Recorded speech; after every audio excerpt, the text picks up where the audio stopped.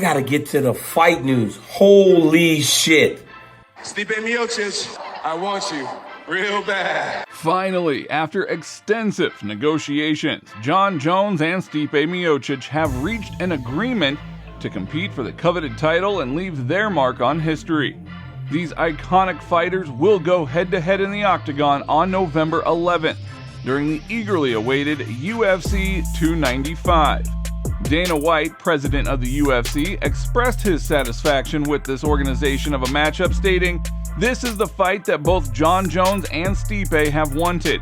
It signifies a fight of significant importance to their legacies." Excitement awaits all fans of mixed martial arts as the showdown between Jones and Miocic promises to be an extraordinary spectacle. These two legends, with their storied backgrounds and remarkable skills, will showcase the pinnacle of athletic performance. Determining a clear favorite is incredibly challenging as both athletes boast extensive experience, yet they also possess their vulnerabilities. Jones only recently moved up to heavyweight, and it is unclear if he can withstand a long-distance fight. Now, a long downtime speaks against Miocic, as the veteran has not fought for more than 2 years. But let's start off with the current UFC heavyweight title holder, Jon Jones. The initial stage of the journey for champion Jon Jones in the light heavyweight division was characterized by a focus on wrestling. He was a state champion in wrestling in New York at the NJCAA, held a purple belt in Brazilian Jiu-Jitsu, as well as a black belt in Gaido Jitsu.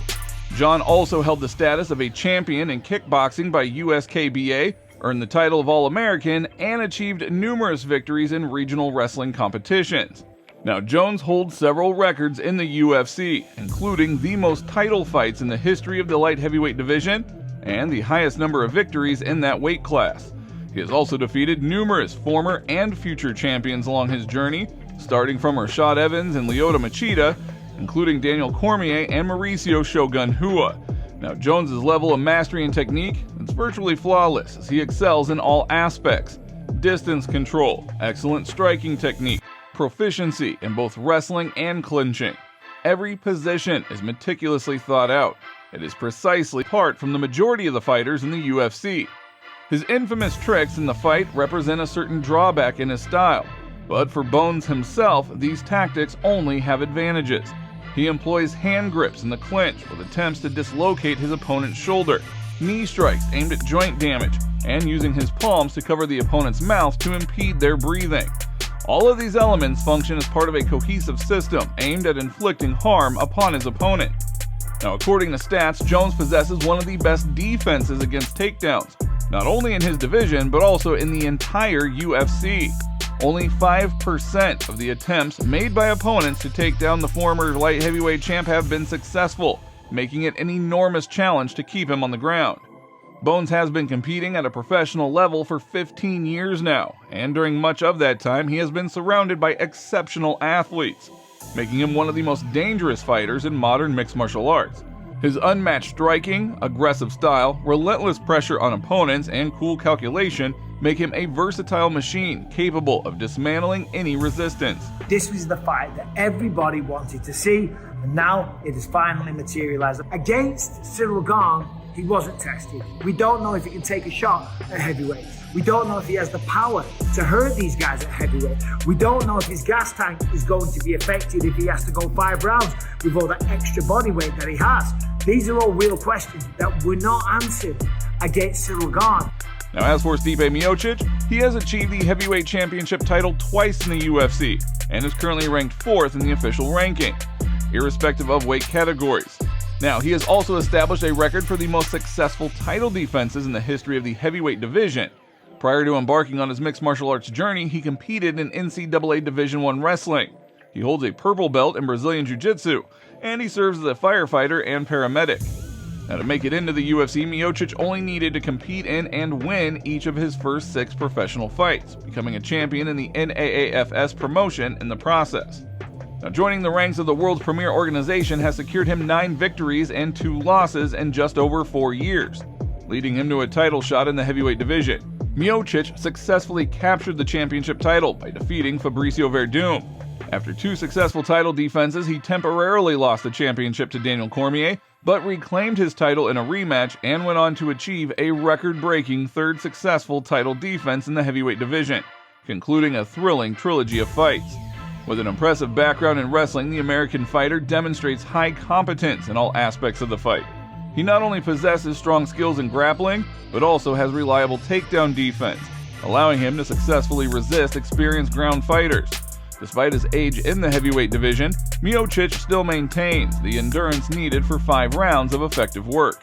It cannot be said that it is solely due to this factor that he wins fights by outperforming opponents in cardio, but it does remain an integral component of his success.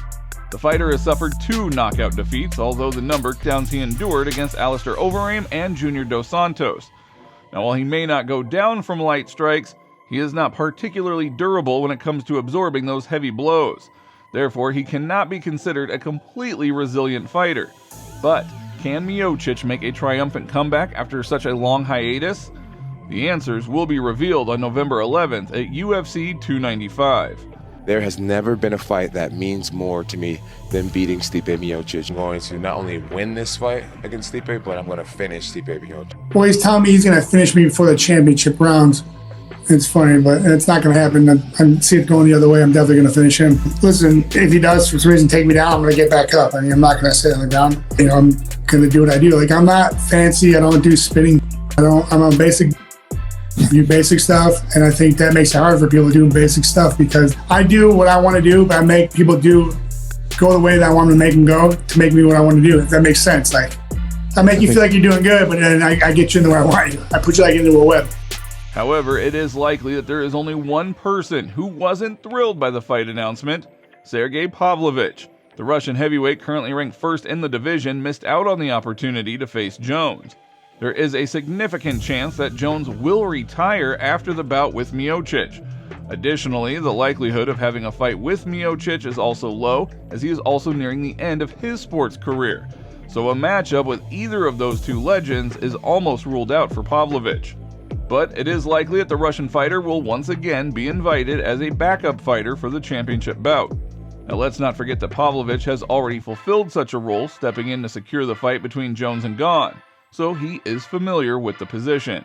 So get ready to witness history in the making as these American icons go head-to-head in the octagon.